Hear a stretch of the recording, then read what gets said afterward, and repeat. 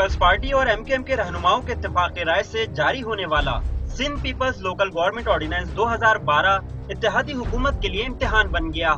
ANP ने सूबाई हुकूमत को खैराबाद कह दिया और विफाकी हुकूमत छोड़ने का अंदिया भी दे दिया। एएनपी का कहना है कि रात के अंधेरे में जारी होने वाला ऑर्डिनेंस गैर जमहूरी है।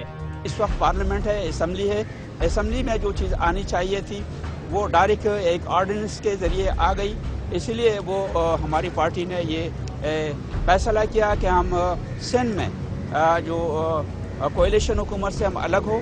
एएनपी ने सेनेट इजलास का बॉयकॉट भी किया। सेनेटर हाजी अदील का कहना था कि गवर्नर और वजीर आला हाउस में सिंध के खिलाफ साजिशें हो रही हैं, लेकिन शर्जील मेमन पुरुमीद है कि एएनपी के खदशात दूर कर दिए जाएंगे।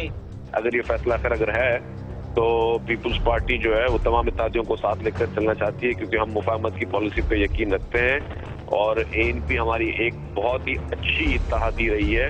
फंक्शनल लीग को भी मुशावरत से दूर रखे जाने का शिकवा है, जिसके वज़रा ने न सिर्फ सिंध बल्कि विफाकी हुकूमत से भी अलहदगी के लिए इस्तीफे पीर पगारों को पेश कर दिए और पीर पगारों ने कायम अली शाह का फोन सुनने से इनकार कर दिया।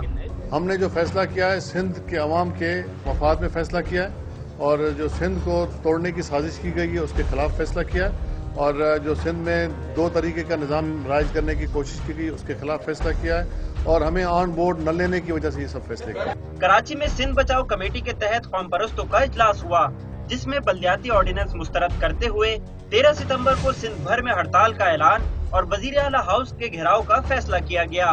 मुस्लिम लीग नून ने भी सिंध में बल्दियाती ऑर्डिनेंस मुस्तरद कर दिया। कायदे हिज़्ब इख्तिलाफ चौधरी निसार अली खान का कहना है कि सिंध किसी सियासी जमात की जागीर नहीं।